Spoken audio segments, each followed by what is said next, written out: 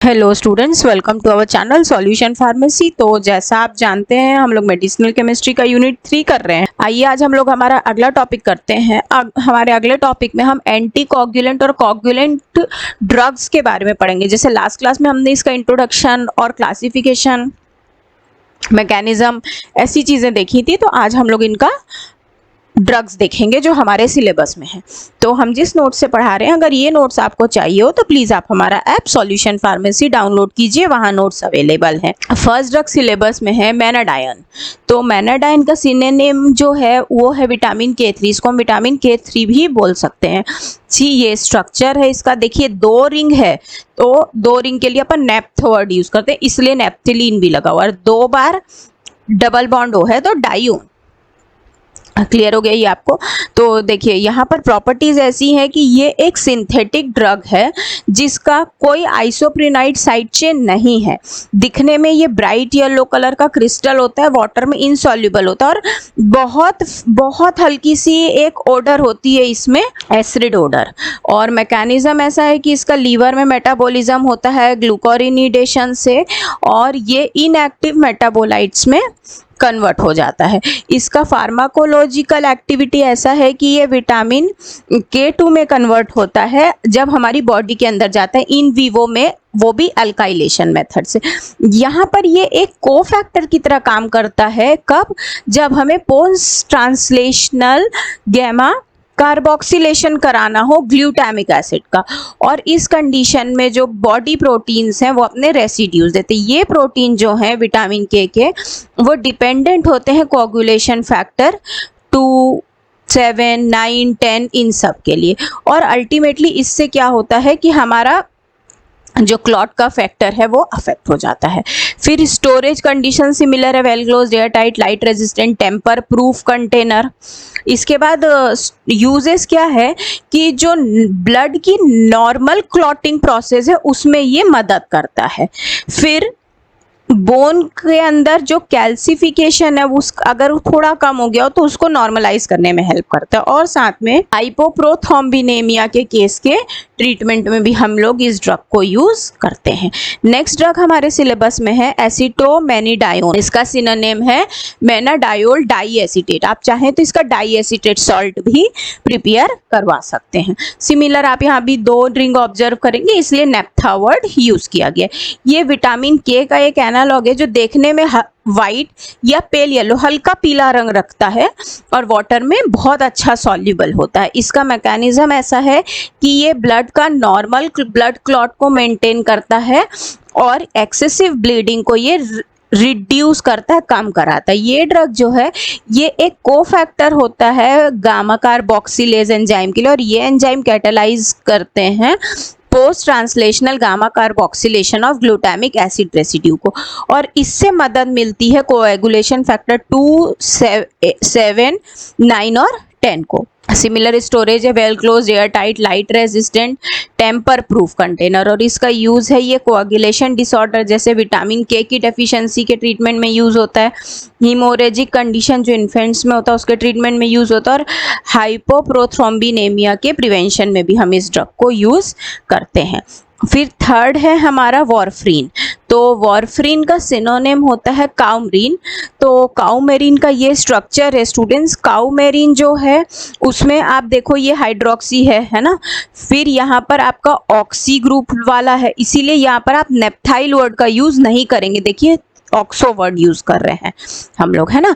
तो यहाँ पर आप ये ध्यान देंगे कि नेप्थाइल वाला वर्ड नहीं यूज करेंगे क्योंकि यहाँ पर एक हेट्रो रिंग है। यहाँ पर देखिए तो इसका मैकेनिज्म ऐसा है कि ये डिक्रीज कर देता है सिंथेसिस को प्रोथ्रोम्बिन फैक्टर विटामिन 7, 9, 10 के लिए, और ये एंटागोनिस्ट होता है विटामिन K के लिए। ये ड्रग डिप्लीट करता है विटामिन K को और इनहिबिट करता है विटामिन K रिडक्टेज एंजाइम को। विटामिन K जो है ये कोफैक्टर की तरह बिहेव करता है कार्बोक्सिलेशन में, और ग्लूटामेट रेसिड्यूज जो एन टर्मिनल रीजन्स पे है वहाँ ये काम करता है। ये जो गामा कार्बोक्सिलेशन है ये सब्सीक्वेंट एक्टिवेशन करता है विटामिन K का, और डिपेंडेंट कोएगुलेशन प्रोटीन को ये रिस्ट्रिक्ट करता है। साथ ही साथ ये विटामिन सिंथेसिस करता है vitamin K dependent coagulation factor 2, 7, 9 और 10 को, और ये एक एंटीकोगुलेंट प्रोटीन है जो कि सी और एस को इनहिबिट करता है। सिमिलर स्टोरेज है well close, air tight, light resistant, tamper proof container. और इसके बाद में इसका यूज ऐसा है कि ये एक एंटी कोगुलेंट है, लेकिन कब? जब ऑर्थोपेडिक कोई सर्जरी चल रही हो और डीप वेन थ्रोम्बोसिस अगर हुआ हो तो वहाँ साथ में आर्टेरियल फिब्रिलेशन को प्रिवेंट करने के लिए भी हम इसका यूज करते हैं। देखिए स्टूडेंट्स, इसका सिंथेसिस है हमारे सिलेबस में, तो हम लोग सिंथेसिस करते हैं इसका। आपके पास जो रॉ मटेरियल है that is methyl ester of acetyl salicylic acid. Methyl ester of acetyl salicylic acid, aspirin का मिथाइल ईस्टर डेरिवेटिव। ठीक, इसमें हम लोग ऐड करा रहे हैं सोडियम और साथ में हम इसमें ऐड कराते हैं CH3OH, है ना। तो ये हो गया मीथेनॉल। अब हम लोग जानते हैं कि यहाँ पर कौन है? Sodium, one of the most reactive metal. वो कुछ भी करके अपने आप को रिएक्शन कराएगा, है ना। यहाँ पर आप देखिए दिस O, ये दिस इज ये वाला O, ठीक है। बाकी रिंग जो है वो साइक्लाइज हो जाएगी और हमारे पास ऊपर आ जाएगा ONA, ठीक है। इसके बाद में यहाँ पर हम लोग ऐड कराएंगे HCl।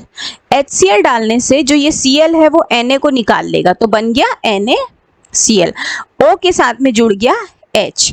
अब यहाँ पर आप देखिए स्टूडेंट्स, तो जो भी हम रिंग्स बनाते हैं बेंजीन के या हेटेरो रिंग्स, तो सभी एंड्स पर हाइड्रोजन होता है जिसको हम नहीं लिखते। तो अभी हम अपने समझने के लिए ये बना लिए। यहाँ से ये हाइड्रोजन हम रिमूव कराएंगे और साथ में हम ले रहे हैं बेंजाइल एसीटोन। इसमें से ये बॉन्ड हम तोड़ेंगे। ये बॉन्ड टूटा तो इस कार्बन के पास एक डेफिशिएंसी हुई और इस कार्बन के पास भी एक डेफिशिएंसी हुई। सिमिलरली यहाँ से H निकला तो इस कार्बन के पास भी एक डेफिशिएंसी हो गई यहाँ पर, है ना। तो H+ आयन आपने बाहर निकाला। अब आपका ये हो गया बेंजीन का ये वाला रिंग, दिस देन CH, ये हो गया वो वाला कार्बन, ये H। जो डेफिशिएंसी हमारी मेन रिंग पर बनी थी, काउमेरिन के रिंग पर बनी थी, उस पे हम लोग दिस कार्बन को अटैच कराते हैं। अब रिमेनिंग जो H हमारा बाहर निकला था वो इस कार्बन के डेफिशिएंसी को फुलफिल करता है, तो अब बन गया CH2COCH3। दैट मीन्स ये पोर्शन अनअफेक्टेड है। यहाँ CH था वो कन्वर्ट हुआ CH2 में।